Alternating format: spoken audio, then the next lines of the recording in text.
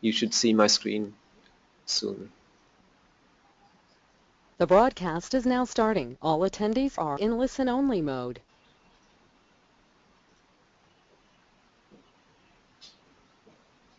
Good afternoon, ladies and gentlemen who are joining us here in China, and good morning to everybody who is joining us from Europe. We are here at the EU SME Center in Beijing. My name is Patrik Li. I am the Director for Energy, Environment and Infrastructure at the China-Britain Business Council. Today I am going to be joined by Fang Songchuan from Shanghai. Fang Songchuan is the Water and Environment Division Manager at Mott MacDonald in China. Before we continue with today's webinar, I would like to remind you that you can give us your feedback and pose questions during today's sessions. We will try to answer these as we go along, but if we don't go around to it, please note that we'll have a short Q&A session towards the end. So please make sure that you pose your questions whenever they are coming up. I will start this presentation by giving a short presentation overview. First, I will cover the current situation of the water market in China. I will then talk about the objectives of Water 10, the new water policies in China. And I will shortly talk about the strategy for implementation that the government has set out. After my part of this webinar, I will hand over to Songchuan in Shanghai, who is going to talk about, will be giving us an insider view on what it means to be working on water projects in China. Finally, we will stop this webinar with a question and answer session towards the end.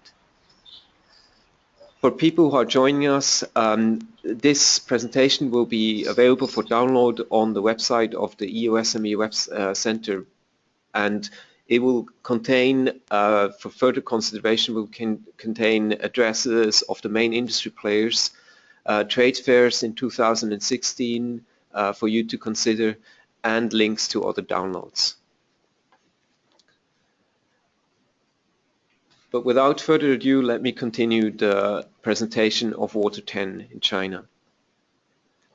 China's economy is facing many challenges, and the toll of its rapid development is making headlines on a regular basis. Among these challenges, water resource challenges are exceptionally worrisome, as they consist of a complex mix of geographical, political, economic and social dimensions. Although the central government is implementing a very ambitious water resource management strategy, its efforts are threatened by department rivalries, corruption, and incentives that favor economic development over sustainable resource use. While jurisdictional conflicts over water resources across borders between provinces undermine policies addressing water scarcity, water quality control objectives are threatened by unbalanced incentives between pollution control and economic development. 400 out of 600 cities in China are facing water shortages to varying degrees, including 30 out of the 32 largest cities. Groundwater tables are depleting rapidly at a speed of about 1 meter per year due to overexploitation. Lack of municipal wastewater treatment is still a big driver of water pollution throughout China. 20.8% of rivers in China are worse than grade 6, which is not suitable for any usage. China is grading the water from grade 1 to grade 6, of which 1 to 3 are considered suitable for drinking, and 3 to 6 are considered not suitable for human consumption. 71% of China's lakes and 50% of urban groundwater are also heavily polluted. Chinese water prices do not reflect this scarcity and are significantly below prices in countries with adequate water supply per capita. Now, the water shortages are most severe in northern China, where surface water diversion is excessive and groundwater is being depleted. Agriculture currently accounts for 65% of China's total demand for water. industrial and domestic water usage will account for the majority of demand growth, with agriculture's share of water use projected to decline to roughly 50% by 2030. To cope with the challenges mentioned above, the Chinese government seeks solutions to expand water supply, improve water use efficiency, and promote environmental protection and enforcement in China. Water sector policymakers are increasingly looking to economic tools such as proper pricing mechanisms and the elimination of modification of subsidies to support the sustainable management of China's limited water resources. China is unique among the world's largest countries in making policy decisions at the central government level, while leaving provincial and local leaders extensive leeway to determine how to implement policy in their respective jurisdiction. In 2010, China's State Council promulgated a 3 red lines policy intended to establish clear and binding limits on water quantity usage, efficiency, and quality. These headline policies are augmented by increased investments, including funding of 470 billion euros for the period between 2011 to 2021, primarily used for irrigation infrastructure improvements, rural clean water delivery, and reservoir enhancements. A large part of these investments will be allocated and decided upon by subnational governments, particularly at the provincial levels, giving officials at these levels a critical role in determining how and with what degree of success national policies are enacted. This makes addressing regional scale challenges like water security a complex and complicated exercise in intergovernmental coordination between central and local bureaucracies. The Chinese government's policy responses to water quality issues rely largely on strengthening monitoring capabilities and enforcement mechanisms. Based on the 2008 water pollution law, regional supervision centers were established throughout China to keep an eye on local enterprises. However, bureaucratic fragmentation and capacity discrepancies are a threat to these water quality initiatives. While the Ministry of Water Resources is broadly responsible for water project construction and water quantity issues, the Ministry of Environmental Protection is primarily responsible for water pollution control. So MEP, the Ministry of Environmental Protection, is a relatively new entity and is generally less powerful than the older and more established Ministry of Water Resources. And even more important, MEP must supervise hundreds of thousands of enterprises with a core staff numbering in hundreds, while the MWR official headcount in 2011 was 110,000. This imbalance in resources means that MEP relies on local environmental protection bureaus, called EPBs, over which it possesses only partial control to enforce the water pollution regulations.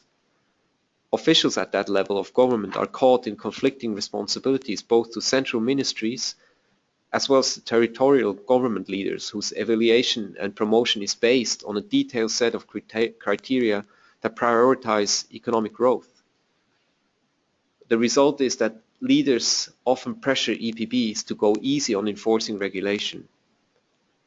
MEP's difficulty in exercising control environmental protection bureaus is also connected to China's decentralized fiscal structure, in which environmental protection authorities are at a loss as towards how to realize that. But what about Water 10? What are the objectives of Water 10? As you can see, my first bullet point here is to greatly reduce the percentage of badly polluted water bodies. On April 14, 2015, China announced an ambitious plan to clean up the water pollution over the next 5 years. The plan follows a pledge last year by the Ministry of Environmental Protection that China would spend more than $11 billion to tackle its water problems. It promises a massive reduction in serious pollution, strict controls on extraction of underground water, and continuing improvements in drinking water quality by 2020. The plan sets out 10 general measures which can be broken down roughly to 38 sub-measures, which all have deadlines and responsible government departments identified for each action. In general, the plan covers the following 4 broad actions: control pollution discharge, promote science and technology progress, clarify responsibilities and encourage public water participation, and save and recycle resources through promoting economic and industrial transformation. In total, there are 238 specific actions involved in the plan.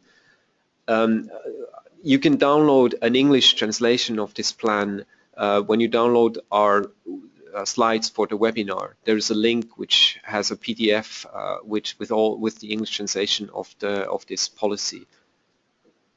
What is to say is that this is probably the most comprehensive water policy to date, probably not just in China but anywhere in the world, and it builds directly on the amendments of the Environmental Protection Law which came into effect on January 1st of this year. On the next slide, I'm going to look at the tools the government has created to improve and achieve their ambitious targets.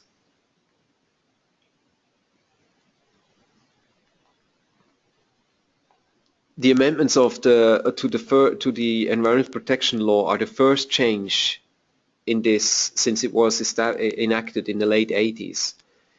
It is aimed at giving actual power to the Ministry of Environmental Protection to wield over wrongdoers, and it puts into law that economic and social development should be coordinated with environmental protection.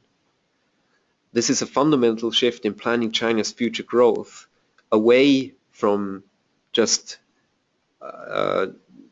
putting economic growth over social development. So what are the amendments in the implementation strategy?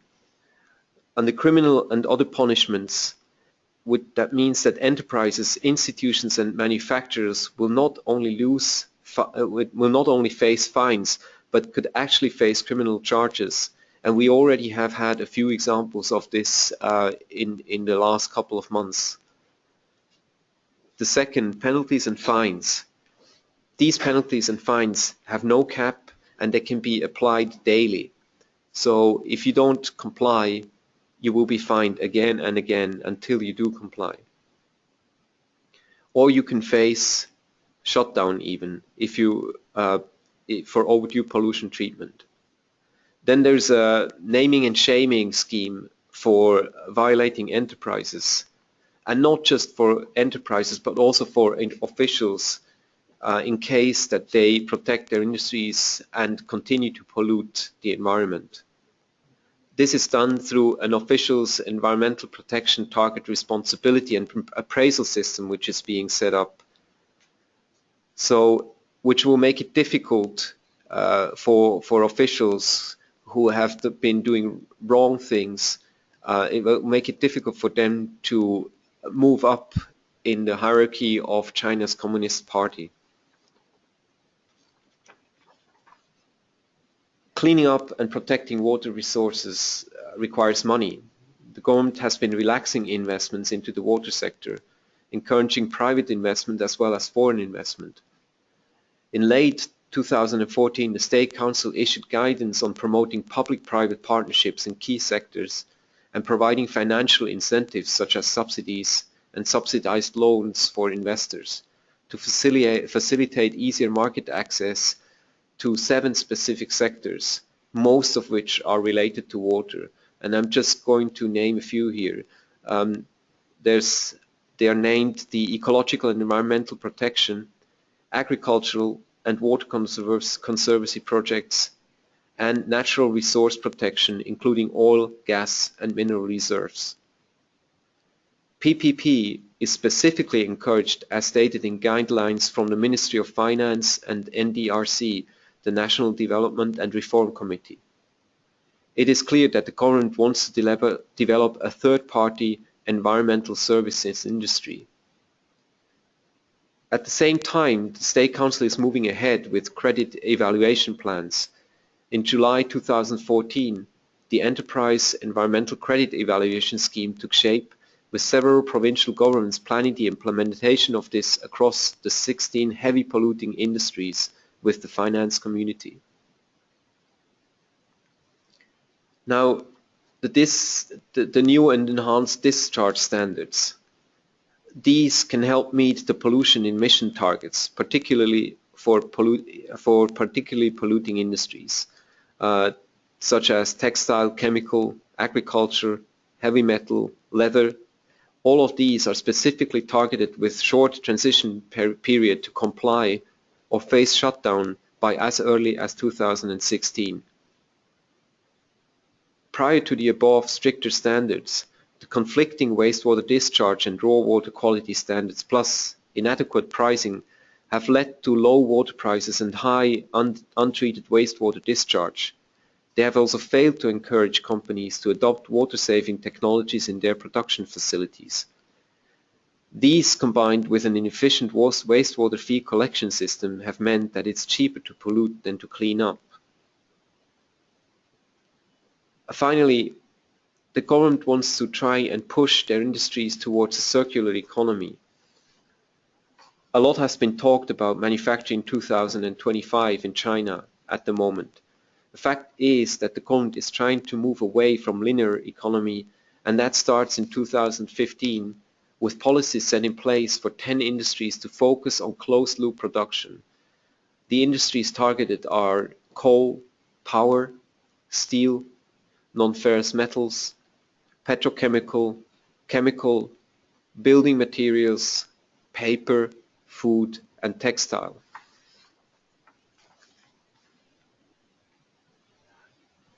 Over the last few minutes, I have been going over a pretty dry view of the policy background and the environment of the policies in China.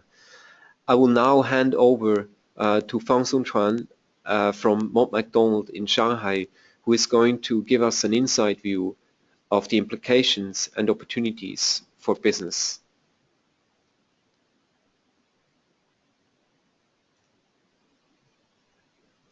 Songchuan, if you're, hold on. Yes, Songchuan, please, we hear you.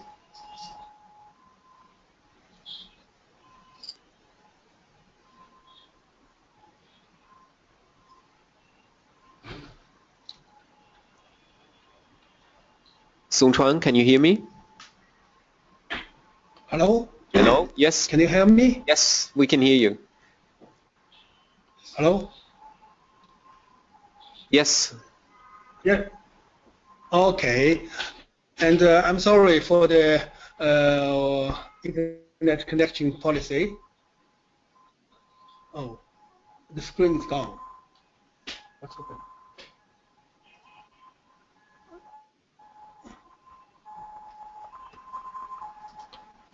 Can you hear me? Yes, we can all hear you.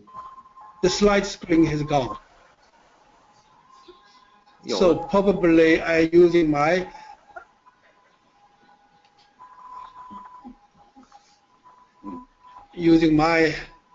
own PPT to go ahead. Yeah, the first page says, and I'm going to talk about a few slides, and myself and my colleague Charles Xu will participate in question and answer and the discussion afterwards. And good morning in Europe, and good afternoon in China. And my name is Songchuan Fang, and I'm based in Beijing and Shanghai. Today, I'm in Shanghai office of Mott MacDonald, China. So this is quite big company. You may know part of it. We are doing second page. We are doing management engineering and development consulting. We are here about 20 years, can be dating back from later 1980s. I joined the company about 12 years ago, and this company has quite a number of branches, permanent branches in Beijing, Shanghai, and Shenzhen. We worked also quite a number of provinces in project basis. I'm responsible for the water. So today, thanks for the organizer to let me share with some of the idea.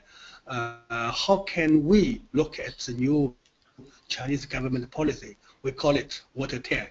And also, I'd like to share with you some of our case studies with our international clients in China.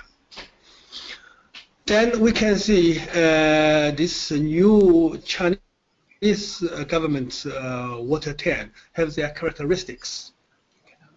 We can see in some of way, this is very much government lead, government top-down process. Also, it's towards the enterprises who their performance for stop their or reduce their discharge. Of course, one of the characteristics is driven by the market. Patrik just mentioned the PPP and other commercial ways to do the work afterwards. Of course, newly, the government of China and strengthening on the public participation. He just speak. Yes, Show you letters. And so I make myself. can you hear me clearly? I had a background. Okay, let me try to continue. And a couple of years ago, we have a benefit project for the Ministry of Water Resources for 5 years. I clearly remember one of the outcomes saying China has a well-organized environment management regulation system, but lack of enforcement. That means the law regulation is quite clear that, but the performance for each individual industrial plant, it's a big weakness. So the enforcement is going to be strengthened. This is exactly the Chinese government doing in this Water 10 policy.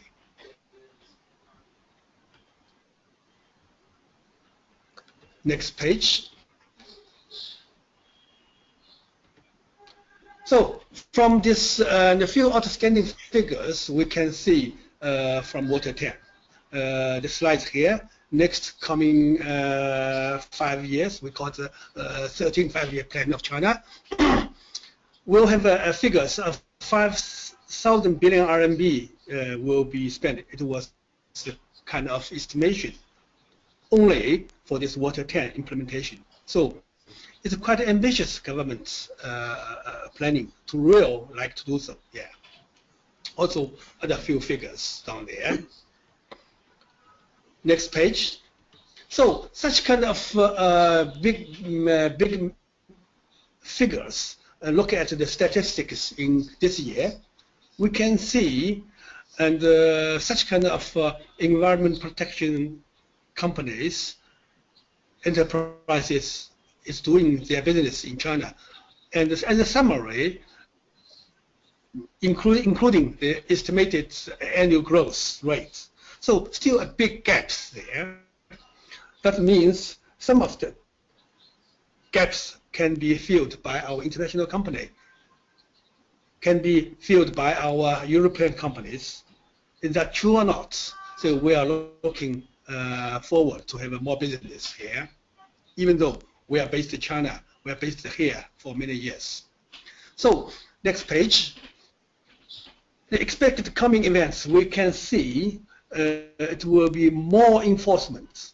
Yeah, government will put more pressure on industrial pollution enterprises. Yeah, and Water 10 says, and the MEP is going to have a system of a yellow ticket, a red ticket. That means yellow ticket pay a fine, red ticket that means you have to close, shut down your company, your enterprises, your manufacturers. So this is real something we can see that it's more stronger enforcement. Yeah. So the Water 10 also can show they push the industries themselves to have their own upgrading, like change change their process of production and change the performance of pollution cleanup system. So industrial themselves need to upgrading. So this government also pushing at that. In another hand, it's a golden time for these enterprises who make a dealer, who the service, who can do the wastewater treatment plant technology, who can do the membrane, who can do the all the stuff home and abroad. It's a golden age for coming 5 years. So towards our Mott McDonald, it will be golden year. This is our thinking in towards this new policy. However, next page, we can see the picture. I took it a couple of weeks ago in one of the provinces railway station. We can see awful lot of population using the high-speed rail. So big population means a lot of water, a lot of wastewater. Demand is huge. Yeah, the market is huge. Next page. I think for the international companies, this kind of huge market that means we can have some share. The question mark is there. I'd like to share some of my thoughts, our thoughts. This kind of huge market does not mean all the opportunities is suitable for our type of international companies. So how can we do? My suggestion is we may use some of the observations, try to look at, maybe pay attention, pay notice to following things. Look at the market requirement for technology and our technology can provide. Also, we can see the local adaptations for ourselves. That means technology, culture, pricing, and in Chinese words, and relationship. Also the timing. It's mature or not. We can do our business here or not. Number 3, we can see not only wastewater, we can also see wastewater and sludge, and sludge linked with solid waste together. That means wastewater issue can be sludge issue as well, and solid waste things as well. This kind of things was a very hot topic in Europe, in North America. Now it's getting slightly warm here, but still waiting for a few years. But definitely next 5 years it will become more warm here. Water temp lines also mentioned one of the characteristics is parks. In China, each city, particularly province capital city, have their own industrial parks. That means outskirts of the one city, big city, they have a new land, was agricultural, now it's become industrial park. All the local and international companies go there to their manufacture. Government gives their special favorite policy. They can do their business. So it's more easy to collect waste and treat it. So it is possible to have a focus there. Of course, pay attention to the PPP, and Patrik just mentioned. And we can see quite a lot of things here in China, in water supply, in wastewater, and becoming also solid waste as well in PPP sectors. And PPP not only means international companies doing PPP here, also local company, local money, private one, and doing things PPP in China. But majority is still international money. Next one.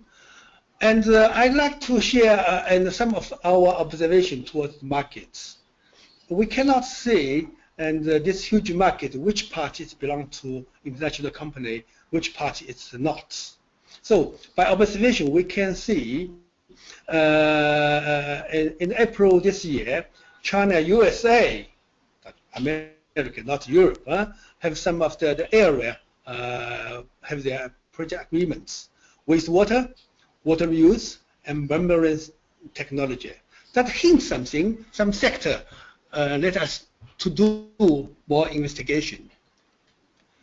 Also, from newspaper, from media, we can say, and the Chinese government also mentioned requires 3 areas to install some automatically monitoring system.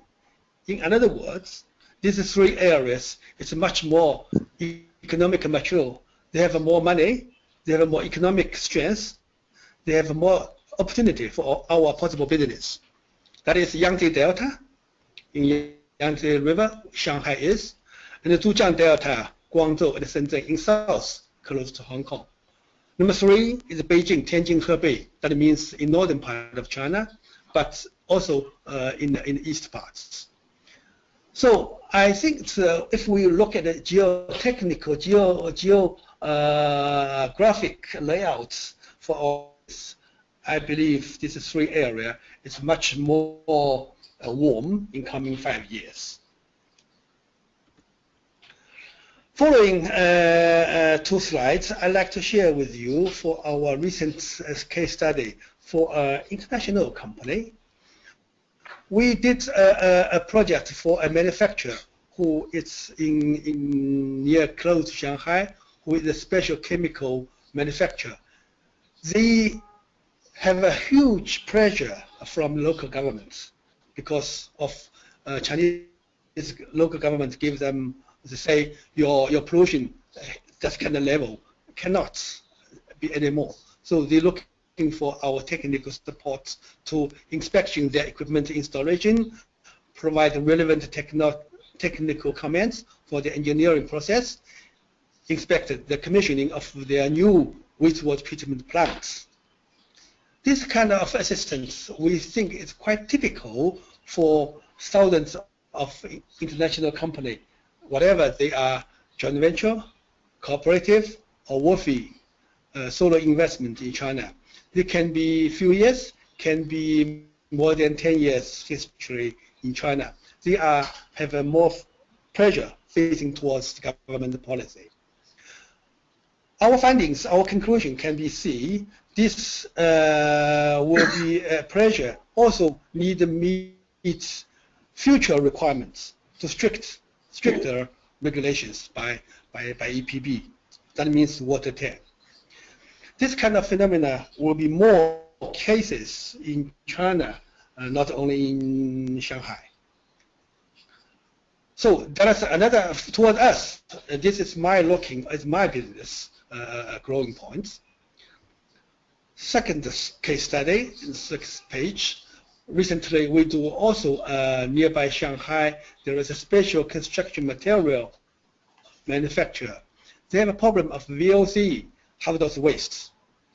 This manufacturer from overseas, quite famous one. Yeah, they have 10 years experience in Shanghai, but in China, also they meet the problem. Our finding is they are facing serious challenge from local authority. So, and the water tank will give them more headache, I believe. So, and this kind of situation, it's become more and more. So, the companies in our current Europe, maybe in your country, in your city, in your province, in your states, you can find who is working in China, they get a problem. This also can be entering points to understand China, to have a business in China. I'm not exactly sure, but it's worthwhile to look at it. Next page, I can, in a summary of my things, I think the water tank gives this kind of international company, definitely including McDonald's, such kind of consulting company, more business opportunity. However, we need to carefully working on the entering selection. That means I mentioned geographically, sector, timing, and adaptive. I means and prepare to adaptive. China have a lot of lessons, also experience from international company. Somebody is very successful. Somebody is it's a few years it's left. So that means gives some of the hints to do business in China. You need to prepare to change yourself. I'm still, to be honest, struggling on it, even after 10 years working in this sector. So I'd like to hear your comments and some discussions. And the following is my contacts. Of course, some of the discussion, Charles Xu and myself is happy to discuss with. Thank you. Thank you very much. Return back to the chair. Thank you very much, Song Chuan, for this presentation. We did receive a couple of questions, and maybe I'll just refer them to you.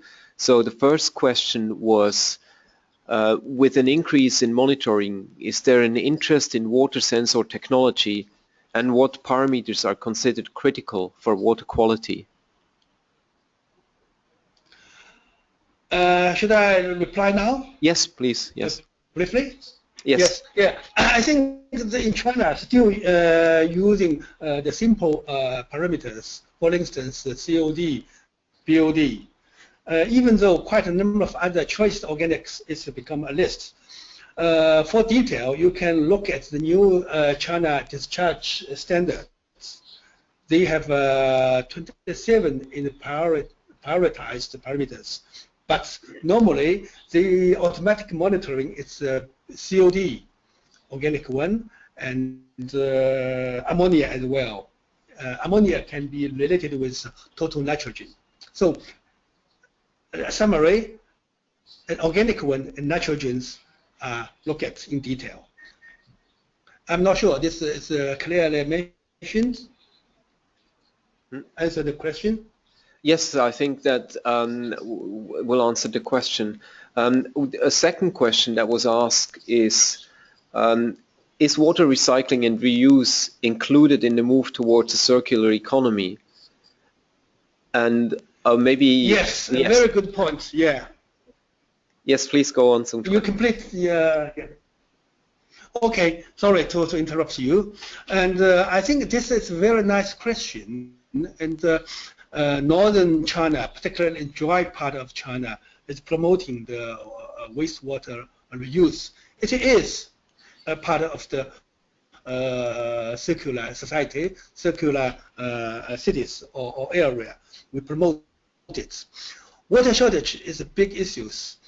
If the wastewater discharge is going out and they are going to collect it and treat it, reuse or recycle it, it will be quite nice. And a few years ago, personally, I did a European Union project in northern China, in Xi'an, for water reuse case study for a year. The conclusion is that northern China can be either centralized or decentralized projects, particularly those smaller, medium-sized technology can be helped. If you like, I can share with you with the outputs, which is 2 years ago, but it's still quite relevant to the market here. So it's very important to see the geologically the distribution of this kind of demand of markets. Northern China, Western China, where the water resources is shortage, the more demanding for the water reuse and recycle. So look at this area, try to find business opportunity. This is my comments, okay. My answer. Excellent. I have a question which is directly related to your business. The question is, can foreign companies contact Mott MacDonald's to have their solutions included in Mott MacDonald's overall offering in China? So are you open to cooperate with the companies? Yes, I think so. Well, actually, we are doing that kind of things right now. And we cooperate with a lot of different, also consulting company, also manufacturer, also dealers, also and enterprises who is going to manufacture establishment in China. We have an office in Beijing, office in Shanghai, office in Shenzhen. Of course, in Greater China, we have Taipei, Kaohsiung, and Hong Kong. We have more people. Hong Kong have more than 500 people there. And in China, we have 100, about a dozen water environment parts. We have quite a wide range of people. As I said, we are suffering with the market here also, because currently we want to do more business. Last 10 or 15 years or 20 years, we did a lot for the World Bank, ADB, this kind of international money coming here. Recent years, we're still keeping that as our major business, also doing PPP. We're also doing a separate one. You are welcome to approaching myself or our leaders in Beijing, or through CBBC or my colleague Charles Xu, our connection in the website. And we can discuss the formal or informal cooperation. Yeah, happy to. Excellent. And another question that I have here is, the Water 10 policies, how will they affect the textile industry? I mean, if 90% are SMEs, will opportunities still exist in this sector, or will most companies have to shut down?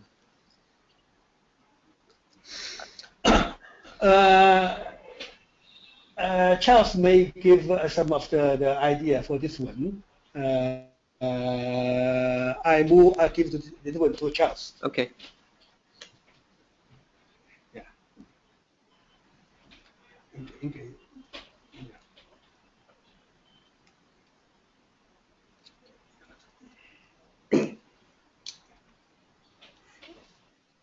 Hello, can you hear me? Yes, hi Charles, we can hear you. Okay, yeah. It's we talk to many SME clients, and of course they feel some challenge, and also they are worried about their probably the future, because more and more and increased for the discharging standard for the water, and also the local, like I take example for Shanghai. In upstream of Huangpu River, there's for the water resources protection zone, and also they have new requirements for the current SME, the current enterprises. They are asked them to increase their discharging limit. That means to treat more COD loading and more BOD, TPTM, etc. Many things. So seems they need to have more investments in the future. So they're talking to us for all the current upgrade for the water supply, and also I think some like the industries, paper mill, textile, but paper mill is not in Shanghai. Some relevant industry is nearby in Shanghai, in the Jiangsu, like textile. So also, yeah, we talk to such clients, and so seems they are worried about this, and also need to find good technology with low cost to meet new requirements, new standards. Is it clear? Yeah, I Yes. think maybe a little bit of delay. Yeah. No, we can hear you fine. Yes, thank you, Charles. One word added. It's clear the question is about textile. Maybe textile plus dyeing, because textile and it's more color pollution and chemicals. It's looking at quite seriously by local governments. I think this kind of things will be have a number of solutions. One thing is I mentioned industrial park. Yeah, maybe trade affluence ones can be the solution. Definitely, government will do something. the treatment, collection treatment, and pay fine. I'm not sure it will be closed down and a certain percentage, like 80 or not, but some actions will be happened. We can see coming 5 years. Another question I have from the audience here is, are there any plans for water consumption monitoring? Are water tariffs set locally or nationally? Yes, and very good point again. The water quantity monitoring, it's 2 ways. One, quantity for the water supply, ultimately, it's many years, quite clear. And sometimes they using EPB, Environmental Authority, using the factor, that means 90% goes to the discharge of wastewater. So water supply meter to calculate the wastewater discharge.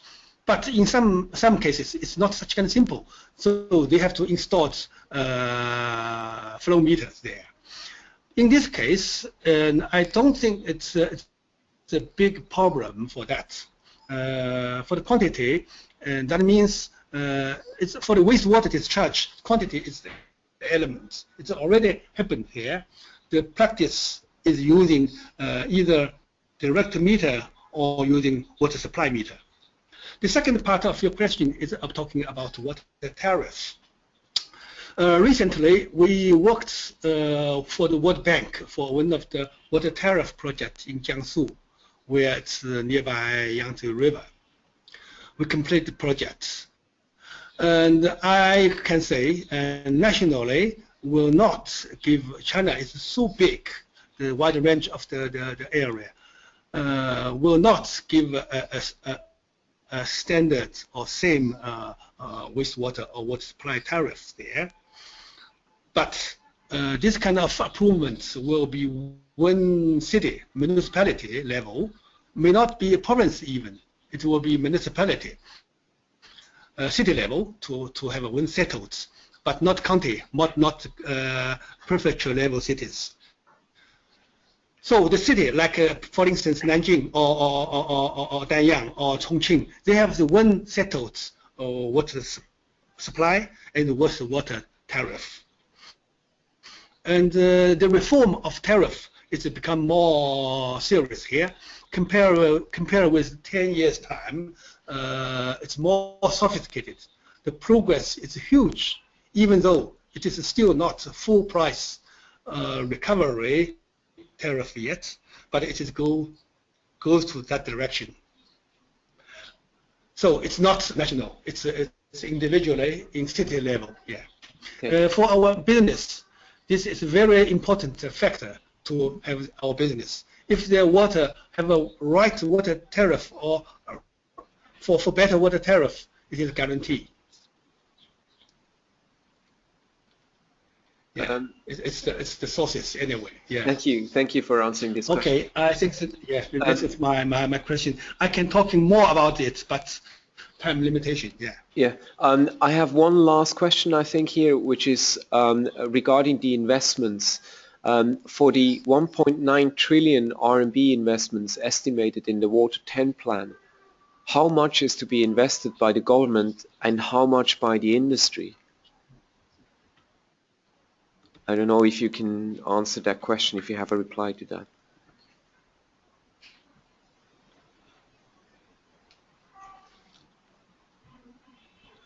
Yes, and I try. Yeah, this figure is a quite official figure.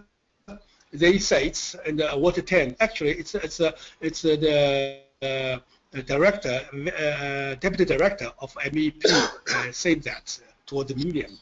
They said coming 5 years, over 5,000 billion RMB will be estimated related with Water 10, and including over 1,900 billion value towards the industrial sector. So I think this kind of estimation is towards the manufacture here.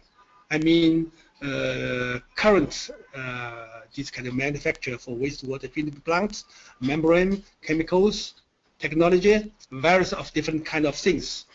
Ultimately, they have NGO and the society to have a kind of linkage for this kind of industry in China, in Beijing. They have some statistics, they have some studies. I believe also Tsinghua University also doing some study research, have a web internet to collect this kind of updating. This figure is refer to the industrial sector itself in incremental. They have such kind of basis, and for the future 5 years, it's kind of incremental. They estimated such figure. I think this figure can be included mostly domestic and also international as well. Mostly international can be joint venture, cooperative, or solo investment here. I've noticed a lot of manufacturers, they have their business here in China already, so including that part. Okay. Sungchuan, this is my immediate answer. Maybe it's not meeting with your eagerness. Yeah, and I we think can discuss further. I think actually these answers are quite well, and you have left your email details. So whoever has more questions or would like to have a more in-depth discussion, please contact either Sungchuan in Shanghai, Charles Su, or myself here in Beijing at the email addresses which were indicated in the presentation. That's it from us. This is the end of our webinar, and I would like to say thank you for all of you who have joined us here. There will be, I am putting up a few events which is going to happen here at the EU SME Center towards the end of this year. Please go online on our website and check out these events, and please also make sure that you pay a visit to all the promoters and business partners of EU SME Center. I would like to thank Sungchuan and Charles very much for joining me today, and thank you to the audience as well. I wish you a pleasant day or a good evening and a good trip home tonight. Goodbye.